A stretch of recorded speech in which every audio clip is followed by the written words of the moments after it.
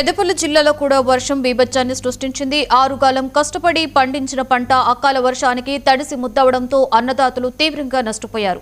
పెద్దపల్లి వ్యవసాయ మార్కెట్ యార్డులో అమ్మకానికి సిద్ధంగా ఉంచిన మొక్కజొన్న బస్తాలు రాత్రి కురిసిన వర్షానికి పూర్తిగా తడిసిపోయాయి.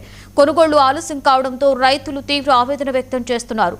కొనుగోళ్లు ఆలస్యం కావడం వల్లే తాము నష్టపోయామని రైతులు కన్నీరు మున్నీరవుతున్నారు.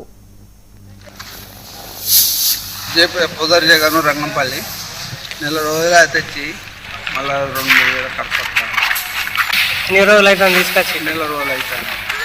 నెల అవుతాను. అసలు అధికారులు ఎవరు పట్టించుకుంటారు. మళ్ళీ ఆరబోతాను. పొదరి జగను రంగంపల్లి నెల రోజులు తెచ్చి మళ్ళీ 2,000 ఖర్చు వస్తాను. ఎన్ని రోజులు అవుతాను తీసుకొచ్చి? నెల రోజులు అవుతాను. నెల అవుతాను. అసలు అధికారులు ఎవరు పట్టించుకుంటారు. మళ్ళీ ఆరబోతాను. పొదరి జగను రంగంపల్లి నెల రోజులు తెచ్చి మళ్ళీ 2,000 ఖర్చు వస్తాను. ఎన్ని రోజులు అవుతాను తీసుకొచ్చి? నెల రోజులు అవుతాను. నెల అవుతాను.